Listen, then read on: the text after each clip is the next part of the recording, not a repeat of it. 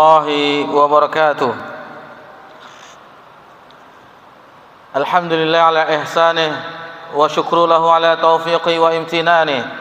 أشهد أن لا إله إلا الله تعظيما لشأنه، وأشهد أن محمدا عبده ورسوله الداعي إلى رضوانه، والصلاة والسلام على آله وأصحابه وإخوانه. يا أيها الذين آمنوا اتقوا الله حق تقاته ولا تموتن إلا وأنتم مسلمون. Amma ba'da, alhamdulillah, puji syukur kehadiran Allah Subhanahu wa taala. Allah Subhanahu wa taala senantiasa mencurahkan nikmat kepada seluruh makhluknya, dan itu tidak pernah terhenti walaupun hanya sekejap mata. Salawat beriringkan salam kepada Nabi kita tercinta, yakni Nabi Muhammad sallallahu alaihi wasallam. Bapak-bapak, ibu-ibu, jamaah salat zuhur, jamaah Masjid At-Taqwa yang semoga diberkahi dan dirahmati oleh Allah Subhanahu wa taala. Insyaallah di siang yang berbahagia ini kita akan melanjutkan pelajaran kita di dalam pembahasan Kitabul Jami', bagian akhir dari Kitab Bulughul Maram yang disusun oleh Al-Hafiz Ibnu Hajar Al-Asqalani rahimallahu taala. Ini adalah pertemuan kita yang ke-73 dalam pembahasan kitab ini. InsyaAllah kita akan membahas hadis.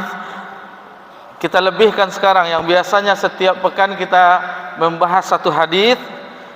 Untuk di siang hari ini kita agak singkat saja pembahasannya. InsyaAllah mungkin kita akan bisa membawakan 3 hadis di siang yang berbahagia ini. Kita masih di bab yang keempat, yakni peringatan dari akhlak yang buruk.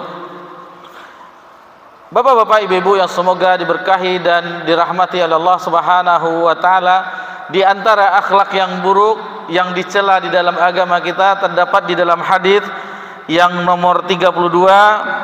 An Aisyah qalat qala Rasulullah sallallahu alaihi wasallam, dari Aisyah, Ummul Mukminin Aisyah radhiyallahu anha, semoga Allah meridhoinya, bahwasanya Rasulullah sallallahu alaihi wasallam bersabda, asyu'mu sul khuluq.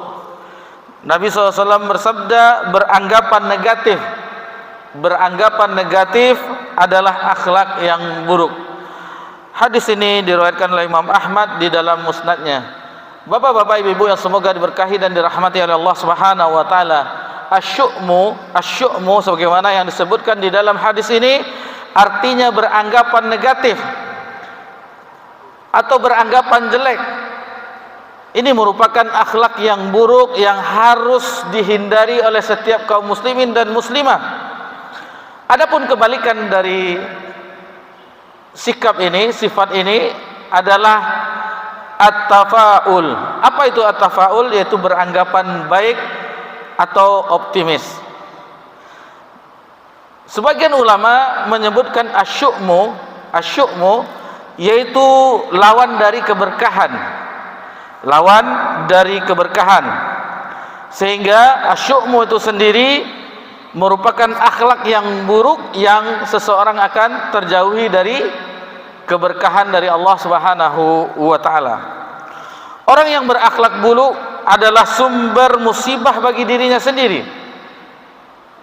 Sumber musibah bagi dirinya sendiri dan orang-orang yang di sekelilingnya, yang berada di sekitarnya. Jadi ulama mengatakan al-hasanul khuluqi man nafsu fi rahah. Orang-orang yang berakhlak mulia adalah jiwanya tentram, wan nasu minhu fi salamah, dan orang-orang aman dari gangguannya. Wasai'ul khuluqin nasu minhu fi bala. Sedangkan orang-orang yang berakhlak buruk adalah orang yang terkena bencana jika bergaul dengannya, wa huwa min nafsihi fi ana, dan dia sendiri jiwanya penuh dengan kesulitan. Jadi orang yang berakhlak mulia tentunya bukan beranggapan negatif. Orang yang berakhlak mulia tentunya akan berhusnuzon, beranggapan baik terhadap orang lain. Kita lanjutkan ke hadis berikutnya. Di antara akhlak yang buruk disebutkan oleh Nabi kita tercinta sallallahu alaihi wasallam, dan kita harus jauh dari akhlak tersebut, terdapat di dalam hadis berikutnya, hadis nomor 33. Hadis yang ke-33, an Abi Darda'i sami'tu Rasulullah sallallahu alaihi wasallam. Dari Abu Darda, sahabat Nabi semoga Allah meridhoinya, aku mendengar sami'tu Rasulullah sallallahu alaihi wasallam yaqul, aku mendengar Nabi sallallahu alaihi wasallam bersabda, innal 'anina la yakunu syuhada. Kata Nabi sallallahu alaihi wasallam, sesungguhnya orang-orang yang suka melaknat, orang-orang yang suka melaknat, mereka la yakunu syuhada, tidak akan menjadi pemberi syafaat, dan wala syufa'a yaumal qiyamah, dan tidak akan menjadi saksi pada hari kiamat kelak. Ini keadaan orang-orang yang suka melaknat di dunia. Di akhirat mereka tidak bisa menjadi saksi dan tidak juga memberi syafaat di akhirat kelak. Syarat seseorang bisa memberikan syafaat, syaratnya ada dua. Yang pertama, itu harus diizinkan oleh Allah dan harus diredai oleh Allah Subhanahu wa taala. La yashfa'u indahu illa biiznih. Tidak bisa seseorang memberikan syafaat kecuali diizinkan oleh Allah Subhanahu wa taala. Dan kita mengetahui bahwasanya orang-orang yang beriman kelak di hari kiamat itu bisa memberikan syafaat kepada saudara-saudarinya. Di dalam hadis yang sahih, Rasulullah sallallahu alaihi wasallam bersabda, li syahidi inda sittu khisal. Bagi orang-orang yang gugur syahid, maksudnya orang-orang yang mati syahid di sisi Allah, dikaruniakan kepada mereka 6 perkara. Di antaranya, wa yushaffa'u fis sab'ina insana min aqaribi. Di antaranya salah satu dari 6 perkara yang diberikan kepada orang yang mati syahid di hari kiamat, salah satunya akan diberi syafaat 70 daripada ahli keluarganya yang terdekat. Ini keutamaan bahwasanya orang yang mati syahid bisa memberikan syafaat di hari kiamat sebanyak 70 keluarganya. Keutamaannya. Adapun sangkutannya di dalam hadis ini kaitannya bahwasanya orang yang suka melaknat di dunia, yang hobinya melaknat orang, maka di akhirat dia tidak bisa memberikan syafaat kepada kaum muslimin atau muslimat yang lainnya. Nah, jadi ini bentuk bagaimana akibat seseorang yang berakhlak buruk, yang suka melaknat di dunia, maka dia tidak bisa menjadi saksi dan tidak bisa memberikan syafaat di akhirat kelak. Bapak-bapak, ibu-ibu yang semoga diberkahi dan dirahmati oleh Allah Subhanahu wa taala. Jadi poinnya hadis yang ke-33, larangan melaknat, larangan orang yang suka atau hobi melaknat orang lain. Kemudian kita lanjut ke hadis berikutnya, hadis yang ke-34 dari bab yang keempat ini, larangan terhadap akhlak yang buruk. An Mu'az bin Jabalin, dari sahabat Mu'az bin Jabal radhiyallahu anhu qala, ia berkata, qala Rasulullah sallallahu alaihi wasallam, Rasulullah sallallahu alaihi wasallam bersabda, man ayyara akhahu bi dzambin lam yamut hatta ya'malah. Kata Nabi SAW, barang siapa yang mencela saudaranya karena dosa yang dilakukannya, yang dilakukan oleh saudaranya, maka kata Nabi SAW, tidak akan meninggal ia sampai ia melakukan dosa yang semisal. Jadi hadis ini diriwayatkan oleh Imam Tirmizi dalam sunannya. Al-Hafiz Ibnu Hajar Al-Asqalani, penyusun kitab ini, menilai hadis ini adalah munqati', ada terputus sanadnya, rantai sanadnya dengan Nabi sallallahu alaihi wasallam, sehingga hadis ini sanadnya terputus. Tergolong dari hadis yang termasuk hadis yang dhaif, akan tetapi kata ulama yang lainnya bahwasanya hadis ini meskipun periwayatannya terputus, namun maknanya sering terbukti dalam kenyataan. Kenapa?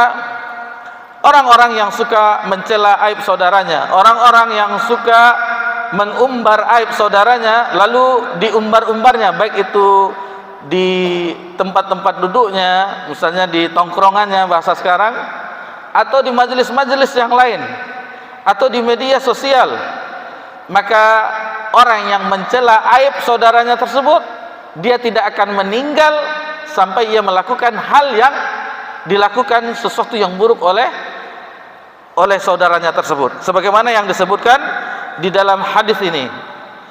Ulama terdahulu dari generasi tabi'in, Fudail bin Iyad rahimahullah taala pernah berkata, al-mu'minu yasturu wa yansah. Kata beliau rahimahullah taala, seorang mukmin itu menutup aib dan menasihati saudaranya. Wal fajiru yahtiku wa yu'ayyir. Sedangkan orang fajir, dia membongkar aib dan mencela saudaranya. Ini disebutkan dalam kitab Jami'ul Ulum wal Hikam, yang ketika Imam Ibn Rajab Hambali mensyarah hadis Arba'in An-Nawawiyah. Jadi bagaimana seorang mukmin bersikap, yaitu dengan memberikan, dengan yasturu, dengan menutup, dan wayansah, memberikan nasihat. Jangan lakukan ini, jangan berbuat seperti ini, seharusnya seperti itu. Adapun orang yang fajir, orang-orang yang fajir adalah dengan mengumbar aib, membongkar aib, yahtiku wa yu'ayyir, dan mencela saudaranya. Ini tidak boleh. Jadi misalnya contoh, ada seseorang di antara kita melihat saudaranya, lalu dia katakan, diberitahukannya kepada seorang, mengapa, apa jahat itu? Nah, misalnya dia mencela satu sikap dari saudaranya. Di dalam hadis ini, ketika kita mencela aib saudara kita, tidak akan mati kita, tidak akan meninggal kita sebelum kita melakukan hal yang kita cela terhadap saudara kita. Ini hati-hati. Hati-hati bagi kita yang membongkar aib saudara dan tidak menasihatinya, khawatirnya kita yang melakukannya juga. Waliyahzubillah. Ini suatu perkara bagaimana agama kita menjaga hubungan antara sesama, tidak boleh membongkar aib seseorang, tidak boleh mencelanya, akan tetapi yang boleh menasihatinya. Kemudian ungkapan yang lain, wa kana salafu yakrahuna al-amra bil ma'rufi wa nahy 'anil munkar ala hadzal wajh, ai ala wajhi taubikh wa ta'yir. Para ulama terdahulu, mereka tidak suka apabila beramar ma'ruf nahi munkar dengan terang-terangan. Nah, jadi kita boleh juga nasihat, lihat juga kondisinya. Jangan di depan orang lain. Misalnya kita ada dua orang di samping kita, lalu kita kemana? Sini lah dulu. Lalu kita nasihati di depan yang lainnya. Ini tidak termasuk adab yang mulia. Karena otomatis orang yang lain juga mengetahuinya. Ini suatu nasihat yang perlu adab juga. Lalu bagaimana adab tersebut? Wa yuhibbuna ayyakuna sirran fiha bainal amri wal ma'ruf wal ma'mur fa inna hadza min alamatin nas. Yang benar adalah yaitu menasihati secara diam-diam, karena hal tersebut merupakan ciri-ciri dari nasihat. Begitulah nasihat. Jadi hanya empat mata. Kita menasihati saudara kita, kita panggil, tidak ada orang lain, lalu kita nasihati. Janganlah begini, janganlah begitu, jangan begini, seharusnya begini. Nah, itu namanya yang nasihat tanpa saudara kita itu malu dinasihati. Ini zaman sekarang, jangankan menasihati, di mimbar dibongkar aib pemimpin. Ini tidak benar ini. Apa kesalahan? Memang pemimpin adalah melakukan kesalahan, mereka manusia biasa. Lalu kita umbar-umbar di media-media, di mimbar-mimbar, ini tidak boleh. Kalau seandainya mau menasihati yang tulus, nasihati dengan empat mata. Tip, karena waktu yang membatasi, mudah-mudahan 3 hadis tadi itu mengetahui bagi kita bahwasanya di antara yang dilarang di dalam agama kita merupakan akhlak yang buruk, yaitu pertama asyu'mu, beranggapan negatif. Kemudian al-la'inin, yaitu orang yang suka melaknat, itu tidak diperbolehkan di dalam agama kita, merupakan akhlak yang buruk. Kemudian yaitu orang yang terakhir kita bahas, orang yang mencela aib orang lain, ini tidak boleh. Maka mudah-mudahan dengan kita mengetahui hal tersebut, kita menjauhinya dan kita berusaha untuk merubah akhlak kita menjadi akhlak yang karimah, akhlak yang mulia. Demikian yang bisa kita pelajari di siang yang berbahagia ini. Wassallallahu ala nabiyyina Muhammad sallallahu alaihi wasallam wa ala alihi washabbihi ajmain walhamdulillahi rabbil alamin.